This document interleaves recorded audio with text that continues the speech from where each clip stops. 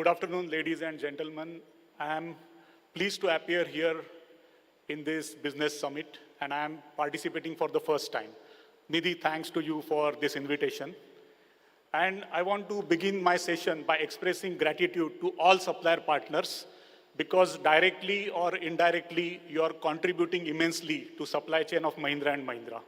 And because of you, it is resilient supply chain. So thank you so much.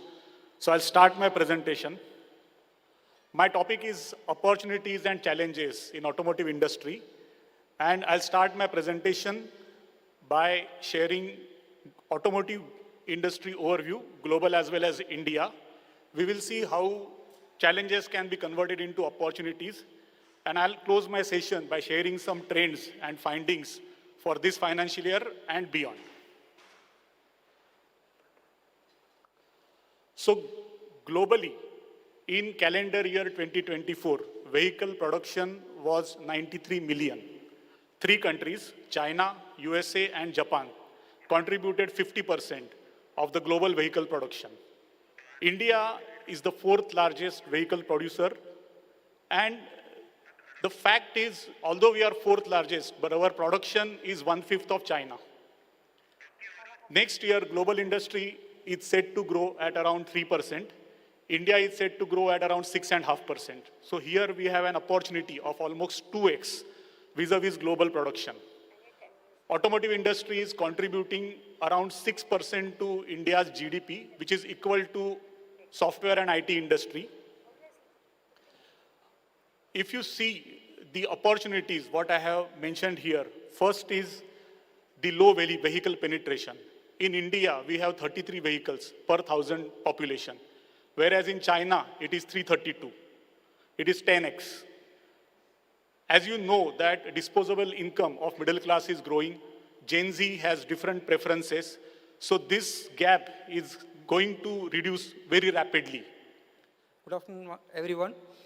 Thanks for the opportunity. I'm going to cover current trends of plastics in commercial vehicles. So these are the contents I'm going to cover in this session. So Ashok Leyland is the 75th old year company. So this is second largest commercial vehicle manufacturer in India. So 19th position in the global level. If you consider the bus segment, the fourth largest bus manufacturer globally, in India it's the largest bus manufacturer. The last year revenue generated, it's $4.5 billion. Ashok Leyland's vehicle is running in the 50 countries across the world. Last year we sold more than 1.9 vehicles, and we have market share of 30%. We have 9 manufacturing locations across global, 7 in India and 1 in Ras Al Khaimah and 1 in UK. So in our manufacturing footprint in India, Pantnagar we have a truck plant, and Alwar we have a bus manufacturing unit. In Bandara specifically for transmission unit. Vijayawada again it's for bus manufacturing. Hosur and Ennur we have commercial vehicle manufacturing. And one more plant is going to come in the Lucknow. It is specifically for the EV vehicles. And Ashok Leyland is the first company for bus and truck company outside Japan to win the Deming Award.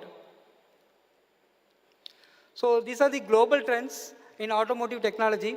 So electrifications.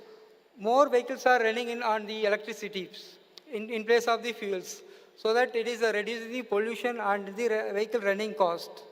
The government regulation and better battery technology is growing for the electricity vehicles. So autonomous driving. So vehicles are running without driving efforts with support of camera, sensors and AI technology. So good evening all of you, and thank you Mr. Rahul and Mr. Kumar for insightful information I have received today. And thank you Ms. Nidhi for the opportunity. Thank you.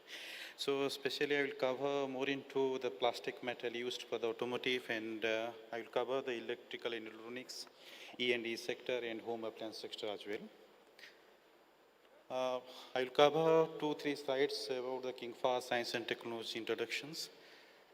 Majorly Kingfa Science and Technology is a Chinese company established in 1993. It's more into the research, production, sales of modified plastics, and we have a backward integration polymerization plants also as well in China. And it is listed in Shanghai in 2004. We have a factory of 19 factories across the globe and more than 11,000 employees across. And last year, 8.35 billion USD of total revenue we generated as compared to 26% higher as compared to last year. So these are the global footprint across the globe, and if you see about the next target for the Southeast Asia, except the China and India, the 600,000 tons for India, we have targeting for 600,000 tons. And for the Europe and North America and South Africa also, we have a variable targets in the coming time. In Kingfa portfolio, as I said, we are more into the compounding sector from the variation of the high performance to engineering and commodity plastics. So the highlighted in the blue color, we have a facility in localized facility in India, in the Pune facility. So we majorly deal into the tailor-made applications into fire retardants, reinforcement, and additive sector for the toughness, heat resistance, FR material. So these are the prime area where we are working based on the customer demands.